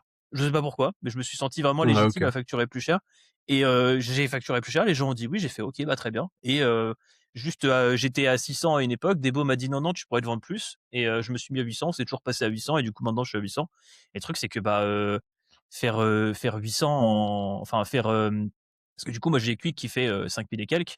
Du coup, il me reste entre guillemets 7 000 à faire si je veux faire 12 000 sur un mois. 7 000 ça va vite en fait. En un peu moins enfin en 9 jours du coup. En 9 jours tu les fais, ça va vraiment très vite, hein.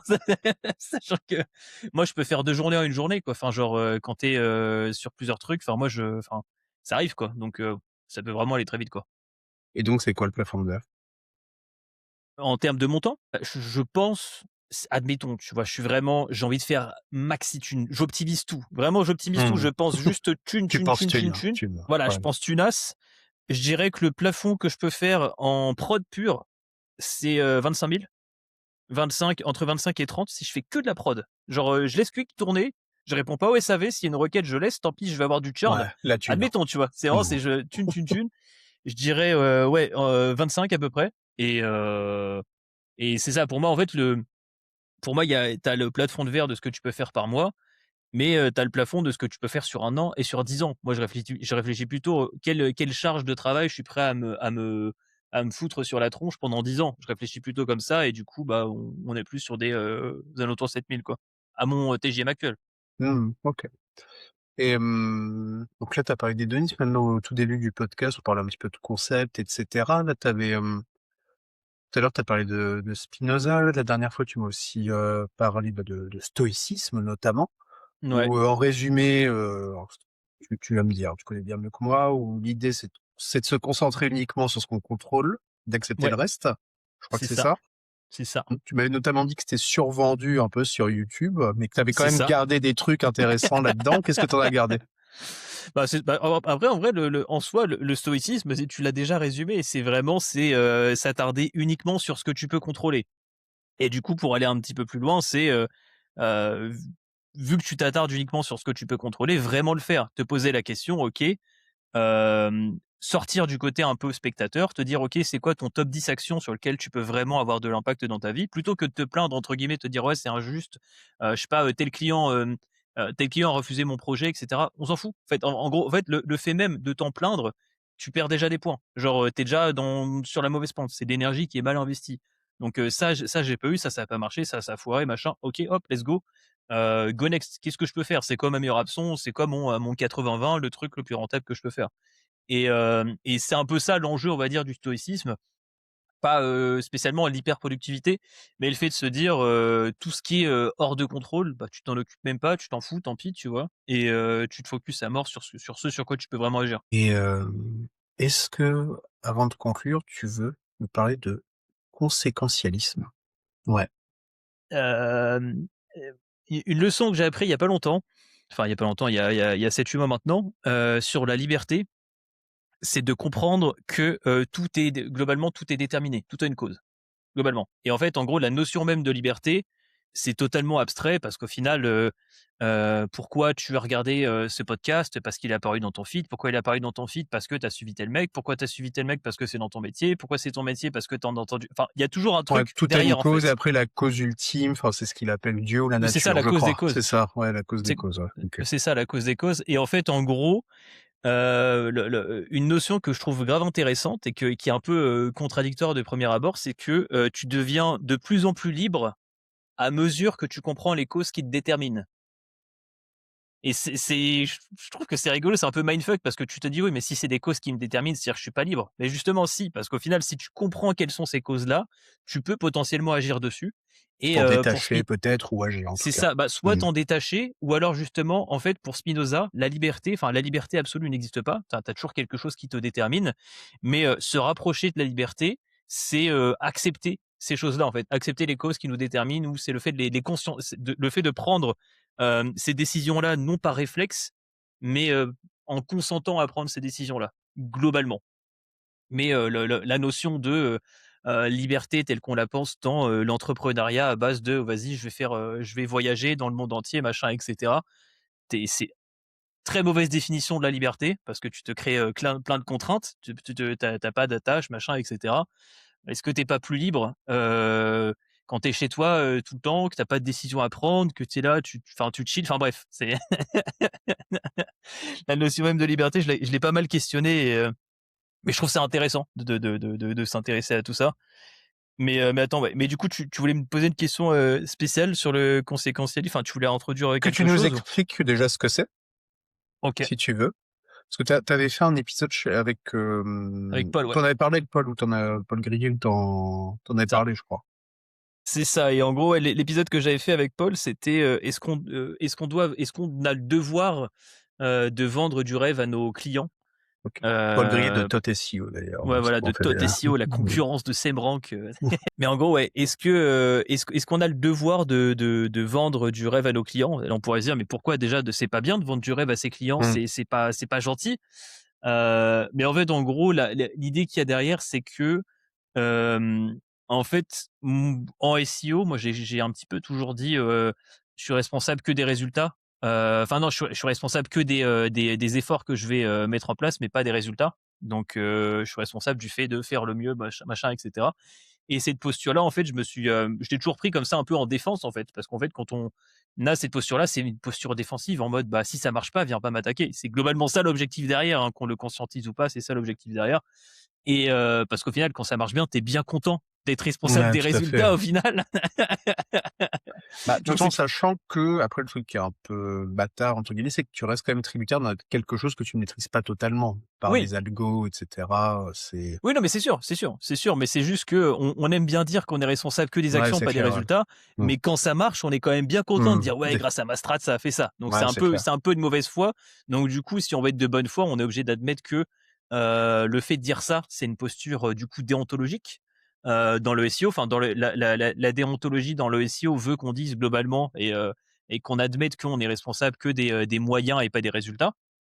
Mais en fait, le souci de cette posture-là, c'est que c'est pas du tout engageant pour ton client et qu'en fait, un client avec qui ça aurait pu ultra bien marcher, si jamais, assez tôt dans l'accompagnement, globalement, tu lui dis: «Bon, bah, voilà», enfin, même sans être, dramatique ou quoi que ce soit, tu dis: «Bon, bah, voilà, écoute, machin, blablabla». Si le client, il te dit, «Est-ce que tu penses qu'on pourra ranker sur» ça commence comme ça la plupart du temps. «Est-ce que tu penses Mmh. qu'on pourra ranker sur ça ou ça?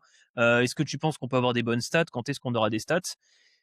souvent la réponse qu'on va apporter c'est, «Bah, écoute, moi je peux pas m'engager sur des résultats ou quoi que ce soit» et en fait, quand tu fais ça, bah, ton client il va un peu, déchanter. Lui, il est en Ouais. fait, il aimerait que tu lui vendes un peu de rêve. Il en a besoin pour se projeter, pour s'investir, machin et cetera et si toi tu cherches juste à te couvrir, bah, en fait, lui, il va se reculer. Il va peut-être moins s'investir et en fait, en gros, tu vas causer en fait, via ton attitude, les résultats vont être moins bons parce que le client, tu l'as pas assez enjaillé, tu pas été assez motivant pour lui et voilà et en gros, en fait, la différence qu'il y a entre la déontologie et du coup, le conséquentialisme, qui était de base le sujet, c'est qu'en fait, la conséquentialisme, c'est le fait d'aborder, enfin, de le fait, d'adopter des résultats en fonction de leurs résultats potentiels, de se dire, enfin, d'aborder des comportements en fonction de leurs résultats potentiels, de se dire: «OK, je vais dire ça à telle personne, heu, parce que, enfin, en pensant aux conséquences de ce que je vais dire». Là où la déontologie, ça va être, dans le SEO, ça va être de dire, juste la vérité, rien que la vérité et c'est tout, quoi Mmh. et heu et le truc, c'est que en fonction de ces 2 approches-là, tu auras pas des résultats différents et attends, c'était, voilà, on appelle ça une prophétie, autoréalisatrice et je cherchais le terme, dans le sens où, bah, en fait, tu vas causer toi-même le fait qu'il y ait pas de résultats en disant que tu peux pas t'engager sur des résultats. Alors que si tu avais dit à ton client: «Bon, franchement, gros, on va tout niquer», heu, après faut être un petit peu, voilà, faut doser, mais moi l'approche que j'ai un peu plus maintenant, c'est, globalement que je dis à mes clients, c'est: «Écoute, si toi tu es aussi investi que moi dans le projet, on va faire des trucs de ouf». Globalement, tu vois? Si tu t'investis suffisamment dans le projet, Mmh. qu'on a des échanges qui sont, fructueux et cetera, que c'est fluide, on va aller loin, mais parce qu'en effet, parfois, bah, tu es bloqué, en fait. On connaît un petit peu ces accompagnements SEO où tu as le client qui s'attend, il te donne aucun accès, il t'aide pas, il te donne Ouais. rien, enfin, il te donne Et pas, t'attends de pas. matière Mmh. et il s'attend à ce que tu fasses de la magie noire dans ton coin. Bah, ça marche pas comme ça, malheureusement. Il faut que pour moi, un bon accompagnement SEO, un bon accompagnement SEO, il faut que le client soit, force de proposition, qu'il y ait des échanges, que vous échangez sur le produit, que toi tu t'en imprègnes vraiment Ouais. et je fais un parallèle avec une conversation qu'on a eue un peu plus tôt, c'est, à l'ère de l'IA, qu'est-ce qui te reste? Bah, justement à l'ère de l'IA, vu que tu as une bonne partie de ton taf qui a été mâché par l'IA, une de tes nouvelles responsabilités que tu as en SEO, c'est de mieux comprendre le produit de tes clients.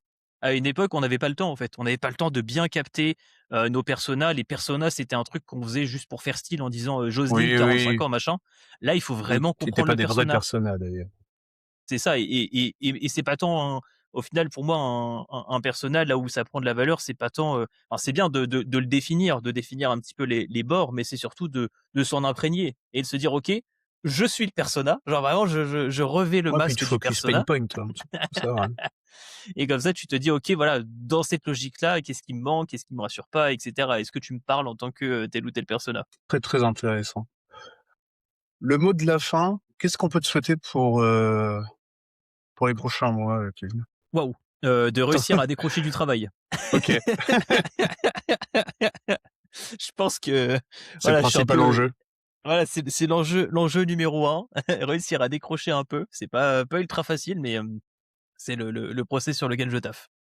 OK, trop cool. Eh ben, écoute, je mettrai tous les liens pour aller voir, Quick, SEMrush, ton LinkedIn, et cetera. Enfin tous les liens, même YouTube. Je te remercie, c'était, très bon Je te échange. remercie aussi. Merci beaucoup et puis, bah, je te dis à très, très vite. Yes, merci à toi. À plus Kevin. Ciao. Ciao, ciao.